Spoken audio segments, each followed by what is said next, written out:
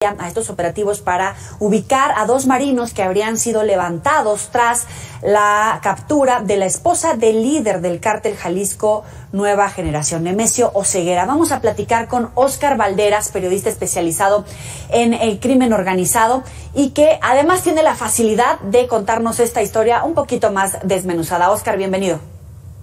Hola Joely, buenas noches, me da muchísimo gusto saludarte, gracias por la invitación. El gusto es nuestro, ya sabes que aquí tienes siempre un espacio, tratamos de que el auditorio de Mega Noticias esté lo mejor informado y por eso es que quisimos invitarte. Hablábamos hace un momento de la importancia de la captura y que en este momento esté en prisión preventiva la esposa del líder del cártel Jalisco Nueva Generación, pero en realidad, ¿eso qué significa? Bueno, creo que una primera lectura, Joely, es llamarle justamente a la esposa de Nemesio Oseguera Cervantes, porque así es como se le ha conocido durante los últimos años, a Rosalinda González Valencia. Pero hay que ver un poco más hacia allá y entender de dónde viene el apodo con el cual es conocida dentro de la estructura criminal. Le llaman la jefa. Y para entender de dónde viene la jefa hay que buscar en el segundo apellido de Rosalinda González Valencia. Y es Valencia principalmente porque ella viene de un linaje del narcotráfico de los años 70 y 80 en Aguililla, Michoacán, de donde ella es originaria, junto con Nemesio Oseguera Cervantes, y que ella es la hija de Abigail González Valencia, que es ni más ni menos que el Queenie,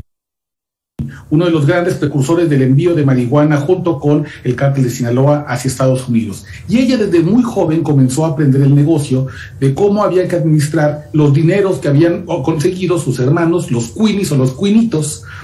a través de ese trasiego de drogas. Por eso es que ella desde muy joven comienza a administrar los dividendos de la actividad ilegal de su familia, y así es como ella comienza prácticamente desde adolescente a formarse como una especie de operadora financiera de facto, que después se llevaría a cabo toda esa transformación en lo alto del cártel Jalisco Nueva Generación, pero decididamente desde 1996, cuando ella contrae matrimonio con Nemesio Oseguera Cervantes. Ella era ya la primogénita del Queenie, una mujer ya fogueada dentro de la estructura criminal de Michoacán y Jalisco, y el Mencho era un jefe de sicarios, un exjornalero, que había tenido la suerte de que la hija del Queenie se fijara en él, y así se crea una especie de pacto de bodas de sangre que llevarían a los Queenies a convertirse en el cártel Jalisco Nueva Generación y después al cártel más poderoso del país, a Rosalinda González a convertirse en la jefa y a Nemesio Oseguera Cervantes en convertirse en el Mencho. Así que estamos viendo realmente no tanto a la pareja de el Mencho, sino a la principal operadora financiera, la señora del dinero del cártel Jalisco Nueva Generación, y a quien ni más ni menos la Agencia Antidrogas de Estados Unidos, la DEA, la hace responsable por inversiones millonarias del cártel Jalisco Nueva Generación en más de 70 empresas alrededor del mundo. Ese es el tamaño que representa realmente el peso de la figura de esta mujer, quien, como tú bien dices, ya en una audiencia que se celebró ayer en Morelos, en el Ceferezo 16, que es un penal femenil de alta seguridad, se le dictó prisión preventiva, principalmente por el delito de lavado de dinero. Pendiente otro proceso judicial que tiene por delincuencia organizada, y además en estos momentos la Secretaría de Relaciones Exteriores comienza una búsqueda ya, según mis fuentes, para buscar si esta mujer tiene pendiente algún proceso de extradición hacia Estados Unidos. No hay que olvidar que su esposo, el Mencho, es uno de los hombres más buscados por quien hay una recompensa de $10 millones, y sus 2 hijos, el Mencho y la Menchita, ya se encuentran recluidos en Estados Unidos justamente por delitos contra la salud. Ahora, esta captura se da en el contexto paralelo de la reunión México-Estados Unidos y Canadá. Estados Unidos lo está buscando, tiene la lupa sobre el Mencho. ¿Este mensaje es algo bueno para el gobierno de México? ¿Es un buen mensaje en todo caso para los Estados Unidos o cómo se interpreta? Mira, el gobierno de Estados Unidos ha declarado al cártel Jalisco Nueva Generación como una amenaza a su seguridad interior. Justamente hoy el periódico New York Times publica un reportaje muy interesante en el cual ubica que de abril de 2021 a abril 2020 murieron más de 100,000 personas por sobredosis de drogas. Drogas principalmente como el fentanilo, que es una de las principales ofertas que da el cártel Jalisco Nueva Generación al gran mercado de drogas que es Estados Unidos. Y 100,000 muertes son más de las que juntas acumulan los accidentes vehiculares en Estados Unidos con los incidentes de armas. Así que evidentemente Estados Unidos tiene un gran interés en poder desarticular al grupo criminal del Cártel Jalisco Nueva Generación. Sin embargo, atacar solo al Mencho era atacar a la parte mediática, al rostro visible, que además, si es detenido o si es abatido, hay 3 o 4 personas como el Sapo o el Jardinero, que de acuerdo con informes de inteligencia criminal son los sucesores naturales del Mencho, quien es un hombre que además, déjame decirte, de acuerdo con estos mismos informes, es un hombre ya enfermo y que ha tenido varios padecimientos en el riñón y en el hígado. Así que realmente atacar al Mencho no iba a cambiar mucho la situación del cártel. Lo que sí iba a cambiarlo era atacar el dinero, que es el blanco más débil que tiene cualquier grupo criminal. Porque si uno le arrebata la operación financiera, le arrebata también la capacidad de poder comprar armas, comprar voluntades dentro de la base social, sobornar a funcionarios públicos e impide toda la operación que suelen llevar a cabo estas empresas transnacionales. Por eso, la detención de la operación financiera, del cerebro financiero que es Rosalinda González, es definitivamente un golpe, incluso yo te diría, mucho más certero que el arresto del propio Mencho. Y justamente, como tú bien dices, se da a unas horas de este encuentro que se llevará a cabo mañana en Washington, fechado para las 11 de la mañana, entre los presidentes de Estados Unidos y de México, Joe Biden y Andrés Manuel López Obrador, junto con el primer ministro canadiense Justin Trudeau, donde además se iba a discutir justamente el tema de la seguridad en América del Norte. No hay que olvidar que México está tratando de negociar en estos momentos cómo aniquilar la iniciativa Mérida, este plan binacional de seguridad que se fraguó con Felipe Calderón, para pasar a un nuevo formato que se llama Entendimiento Bicentenario. Pero para que este plan pudiera pasar, digamos, para transitar de un proceso a otro, había trascendido que el gobierno de Joe Biden había pedido al gobierno de México que mostrara buena voluntad, que además hiciera un arresto importante y que atacara al Cártel Jalisco Nueva Generación, porque te repito, el gobierno de Estados Unidos ve al Cártel Jalisco como una amenaza casi terrorista, del tamaño de los grupos islámicos yihadistas con los cuales se ha defendido desde hace mucho tiempo. Así que de verdad que el gobierno mexicano se anota una victoria parcial, porque llega a la mesa de negociación de mañana, a la reunión trilateral, con una gran ficha que además le permite satisfacer el deseo de Estados Unidos de ver un alto perfil detenido en el Cártel Jalisco Nueva Generación. Pero te digo parcial, porque además falta lo más importante, falta donde el gobierno mexicano suele, y vamos a decirlo en términos coloquiales, cruzazulearla, es decir, a punto de la victoria, caer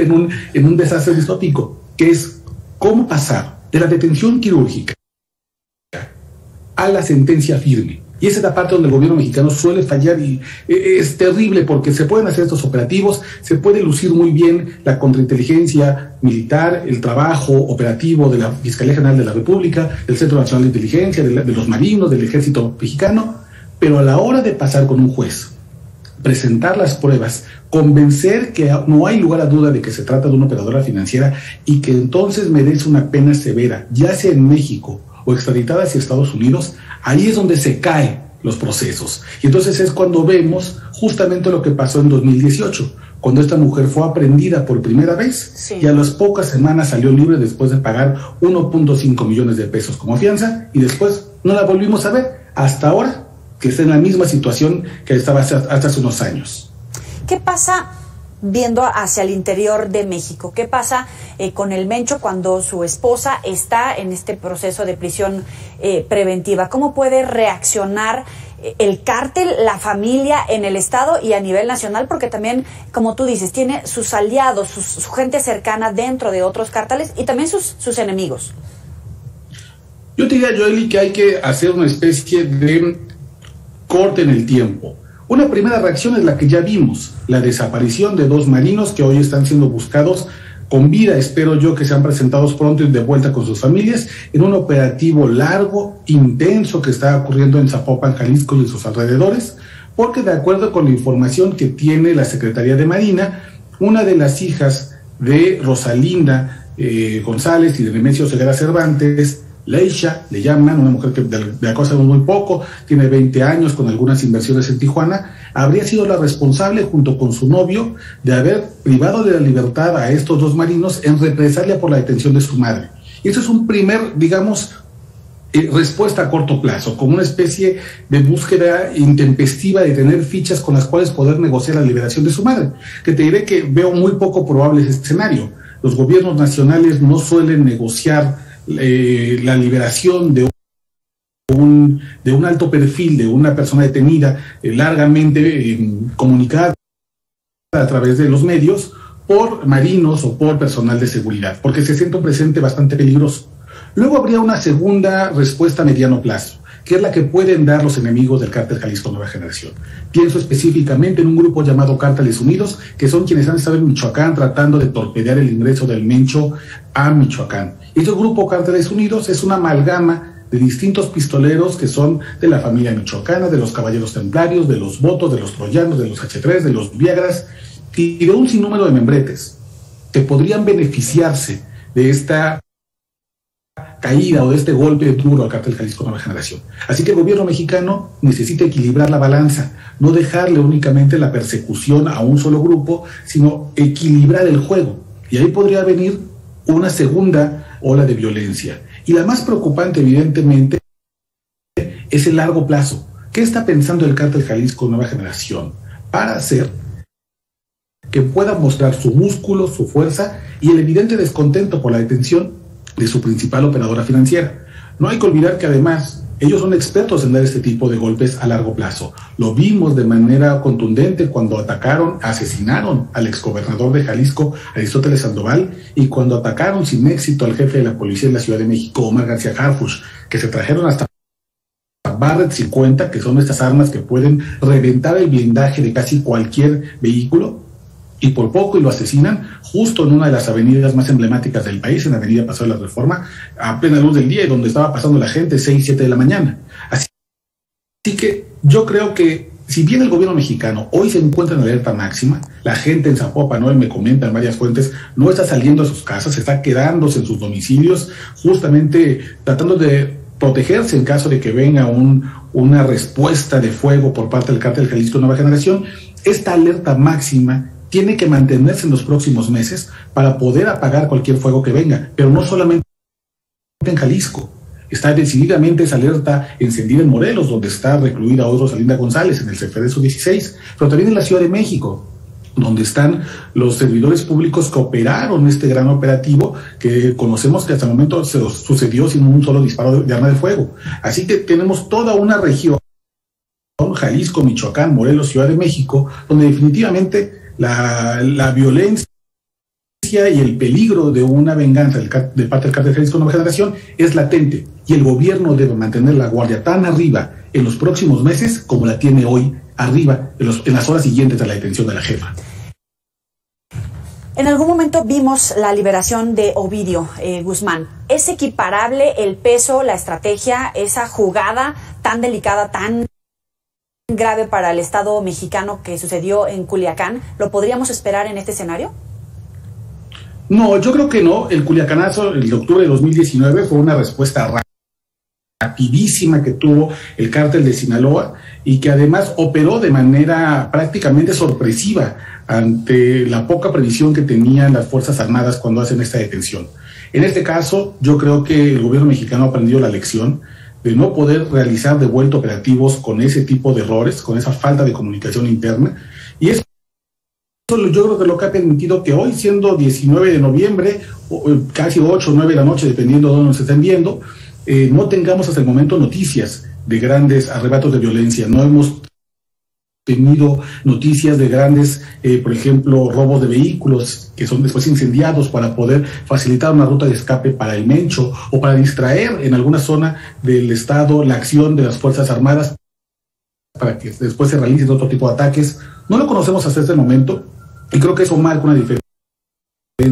importante y sustancial en el Culiacanazo y lo que pasó en Zapopan, si le podemos poner un tema, el Zapopanazo. Yo creo que vemos dos estrategias completamente diferentes, una pésimamente armada y otra que ya parece haber aprendido del error de lo que sucedió en Culiacán, pero además los pesos de las personas detenidas no son las mismas. En el caso de Ovidio, él era el hijo de Joaquín Guzmán Loera y era alguien que iba aprendiendo el negocio y que empezaba a obtener un poco de poder debido a que su padre había sido detenido y extraditado y luchaba principalmente por el control contra la gente del Mayo Zambada y después contra la gente del licenciado, de Damaso López. En el caso de Rosalinda González, ella no estaba peleando por el poder, ella ya era el poder dentro del cártel. Y además no había quien le disputara ese espacio.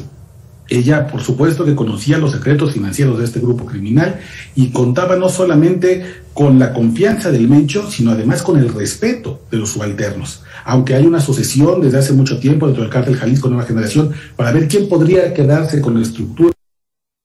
si algo le pasa al Mencho, ella tenía su lugar asegurado, porque como cártel de las drogas, el cártel Jalisco Nueva Generación responde a una tradición largamente establecida en México, y es que los grandes cárteles de las drogas comienzan siempre como empresas familiares, comienzan siempre como círculos pequeños de confianza, donde, como dicen en Estados Unidos, la sangre es más pesada que el agua, valen mucho más las conexiones familiares que las sociedades empresariales que después se puedan crear. Así que hablamos de pesos distintos, hablamos además de circunstancias distintas y hablamos de momentos históricos distintos. El presidente Andrés Manuel López Obrador tenía que, en el momento del Culiacanazo, probar que la estrategia abrazos no balazos iba a privilegiar la vida y por eso toma la decisión, según él lo explica, de solicitar la liberación de Ovidio. En este caso, él tiene que probarle a Estados Unidos que la estrategia abrazos no balazos puede generar resultados para satisfacerlos en cuanto a la captura de una persona de alto perfil de quienes ellos consideran una amenaza extranjera para su seguridad interior. Por eso creo que, sin duda, este es el golpe criminal, el golpe de justicia, de seguridad, de arresto operativo del actual sexenio más importante de lo que va de la llamada Cuarta Transformación. Pero todavía hay que verlo, hay que ver si se transforma en sentencia